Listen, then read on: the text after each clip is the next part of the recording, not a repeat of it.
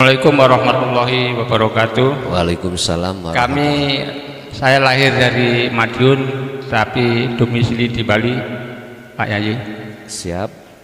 Saya mau tanya, ini kan saya ini pemula, dari tekniknya untuk olwat saya belum memahami.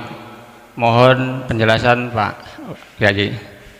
Terima kasih. Assalamualaikum warahmatullahi wabarakatuh. Waalaikumsalam warahmatullahi wabarakatuh. Jikalau tekniknya jenengan kholwat yang sifatnya kholwat itu di tempat khusus atau jasad tidak campur dengan duniawiyah, repot dengan dunia, begini Pak, jenengan pingin langsung apa muter-muter dulu? Tak tanya langsung, oke. Kalau langsung, ikuti apa yang biasanya kami lakukan. Gini Pak, jenengan mandi dulu ya. Setelah itu Anda lepaskan hadas kecil dan besar. Habis itu sholat sunnah menurut Anda apapun silakan. Setelah itu Anda wasilah. Wasilah itu apa? Anda melakukan hadiah Fatihah terhadap siapapun yang kau gendaki, cuman kalau biasanya saya itu hanya tak ringkes kabeh. Gak usah kok sebut namanya. Khususon seluruh kekasih Allah, Al-Fatihah. Ini langsung, gak usah kok sebut nama si A, gurune si A, berarti si B, gurune si B, si C, gak usah disebut sampai Z, gak usah. Gak usah. Sebab robitoh jenengan nanti bukan terhadap A, B, C, D sampai Z, bukan. Biarlah dikatakan ekstrim oleh mereka-mereka yang ingin memakai wasilah muter-muter. Mengapa tidak kami sebut? Karena robitoh kita itu biar langsung pada Allah, pada hidup. Setelah itu udah lakukanlah zikir sir dan sirul asrar. Nanti saya bahas tentang zikir sir sirul asrar Pak ya.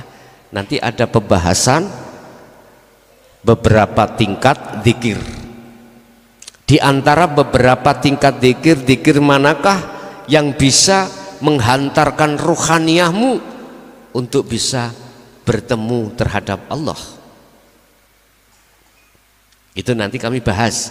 Cuman sekarang secara ringkas saja, zikir sir adalah zikir yang diucapkan di dalam hati masih mengucap nama Allah. Ini biasanya dilakukan di dunia thariqah yang disebut zikir ismudzat. Allahu, Allahu, Allah. Tapi di situ harus jenengan sertakan sirul asrar. Biar enggak muter-muter di muka syafah. Apa? Sirul asrar itu zikir yang ruhaniyahmu tidak mengucap apapun. Di situ ada pos pertama disebut su'aul basirah, merasakan, mengimani, meyakini, menyadari bahwasanya apa yang kau lakukan itu karena digerakkan Allah hidup dalam dirimu. Itu su'aul basirah. Masih ada dua, sehingga di dalam hatimu selalu merasa, selalu dilihat Allah, selalu dilayani Allah tadi loh, selalu dilayani. Hatimu merasa terus merasa Allah melayani kau, tapi kau masih ada, dirimu masih ada, dirimu makhluk, ruh yang dilayani masih muncul dalam hatimu. Walaupun ruhaniyahmu itu sudah merasakan hidup itu yang melayani dirimu, ini masih kurang benar. Tapi ini proses yang Anda alami, disebut muraqabah ini. Rasulullah mengatakan anta budallaha ka'annaka tarah.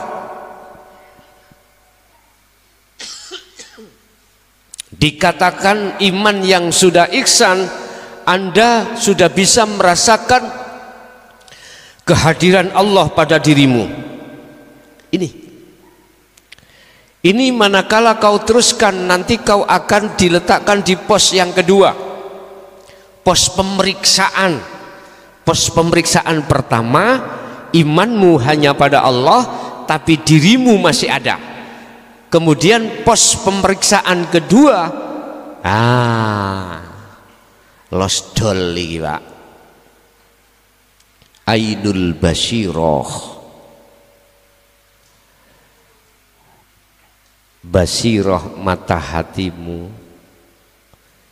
itu sudah bebas dari selain hidup, termasuk nama dirimu, ruh tadi yang merasa selalu dilayani Allah. Satu paket pos ketiga, hakul basiroh, menyatakan kebenaran yang mutlak. Apa? Inilah qadim ala qadim, yang melayani dan yang dilayani itu satu pelaku. Ketika posisi ruhaniyah seperti ini, ketika hati Anda sudah masuk di dalam keahatan Allah, ruhaniyah kan wis gak ono, Pak. Apa yang terjadi pada dirimu hanyalah tatmainnul qulub, adem, nyes, gak ada rasa khawatir, rasa takut, rasa gelisah, gak ada. Walaupun tadi dikasih uang 10.000, gak mengganjal.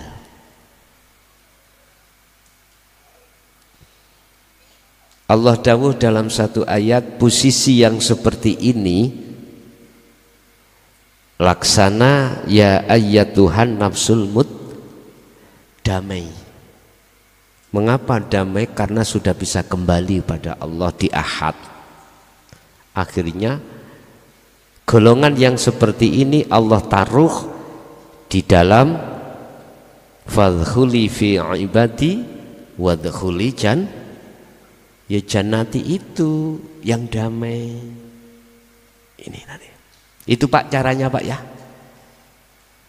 Kapan itu kita laksanakan? Ketika kita sudah di beat Allah nanti. Nah sekarang kita latih, nggak apa-apa, latih aja. Nanti pengukuhannya itu ketika saat sudah di baiat. Apa sih baiat? Miturut hakikat, mengukuhkan, menyambungkan talinya ruh pada Allah yang sudah keputus oleh nafsu mulai sejak akil balik sampai umur berapa tahun kita. Akhirnya kita sering lalai ruhaniyah kita pada Rob kita.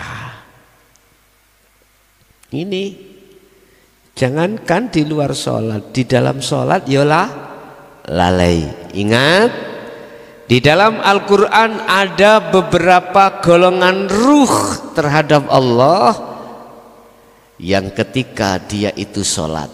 Golongan manakah kita itu? Pertama, golongan sahun. Siapa golongan sahun itu? Golongan yang lalai. Fawailul lil musallin alladzina hum an salatihim lalai. Makanya ayatnya fawailul lil musallin, rusak bagi yang melakukan sholat, yang sholatnya ruhaniyah dalam keadaan lalai pada yang disembah. Oh enggak kenal ya, ora roh. Yes. Kedua, khasyi'un. Siapa khasyi'un? Mereka yang sudah mencapai makrifat Allah. Makrifatullah.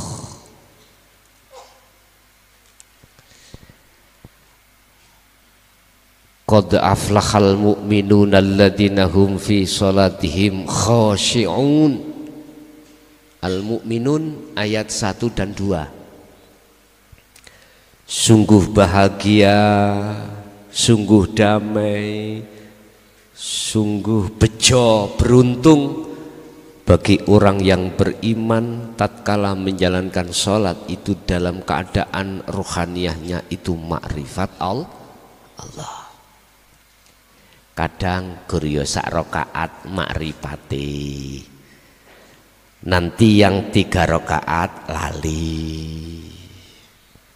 Ada yang sampai 3 rakaat makrifat hatinya, yang sak rakaat iku lalai. Ada golongan seperti itu.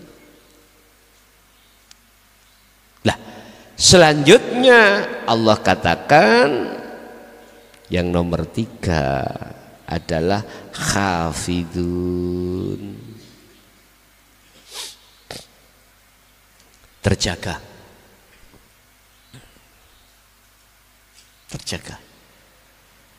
Terjaga ini berarti umpama petang rakaat, sing sak rakaat lali, sing 3 rakaat ingat.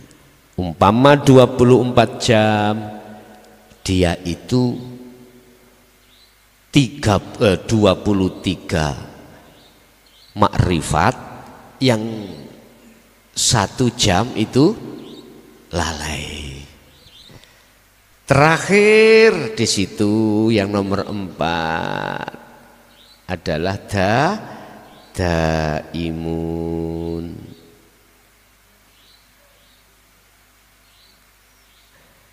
Inilah yang disebut sholat daim, langgeng 24 jam. Dan itu fase-fase proses golongan ruhaniyah manusia untuk mencapai derajat ketakwaan terhadap Allah. Inna akramakum indallahi atqakum. Di situ, Pak. Dan itu bisa Anda raih sampai yang nomor 4 itu, Pak. Lah sing paling konyol ya sing sahun itu. Yang pertama, sahun. Siapakah rata-rata sahun itu? Rata-rata yang orangnya bagaimana? Wis gak usah ngomong, sing penting grabaken ning atimu dhewe-dhewe dulurku.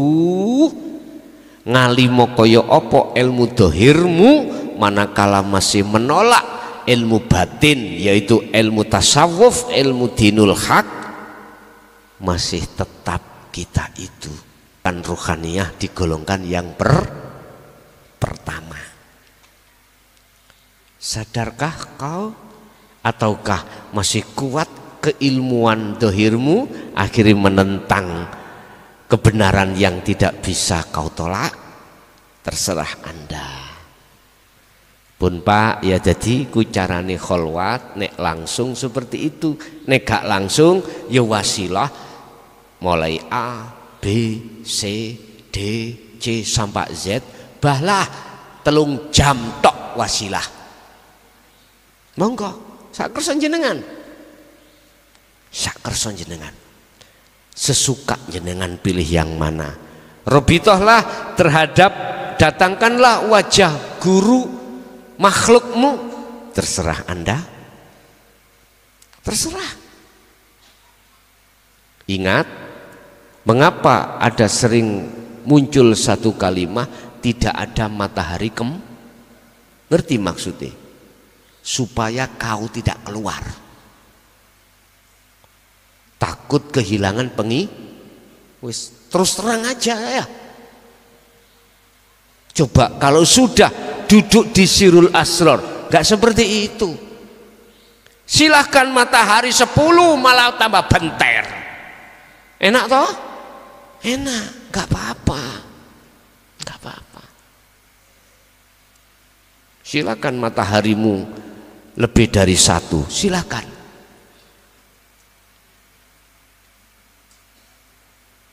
Pernahkah dan pantaskah kau curiga pada Allah? Jangan. Kita mengatakan tidak ada matahari kembar, itu sama halnya kita curiga pada Allah.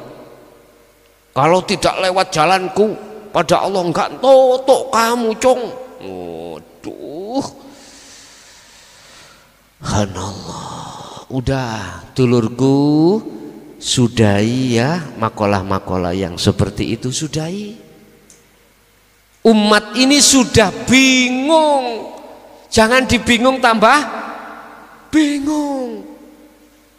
Lihat, umat ini berapa puluh tahun dia solo tidak bisa sampai wusul. Siapa yang tanggung jawab? Raimu? Enggak mungkin. Pasti kau akan bersilat lidah di hadapan Allah. Nemen tak kula ngomong itu nih? Bentuk sayangku bos pada dirimu bos. Tapi jikalau kau tidak terima dengan iman, alkohol itu akan perih pedih kau terima. Muring-muring bos kau nantinya. Tapi kalau terima alkohol ini dengan iman, dingin, laksana kau punya catu, saya kasih alkohol, perih, nggak mau. Tapi kalau nggak ada catu, tak sentuhkan alkohol menjadi dingin. Bapak Ibu, mohon maaf, itu sing muter-muter, itu sing gak muter, terserah jenengan milih yang mana. Terserah. Jenengan milih Messi, silahkan. Sistem Ronaldinho, sistem Cristiano Ronaldo, silahkan. Sakerso jenengan. Kalau memakai sistem Messi, mohon maaf, iso wusul monggo sakerso. Kebanyakan iku mboten, kepegelen langsung lumpuh. Kakean gerak, lah ngoten nggih. Akhirnya penonton sing rame, Messi kakean giringan. Begitulah umpama kalau paribasan, kalau saya laksanakan seperti itu, umpama seperti itu. Oke, lainnya silakan.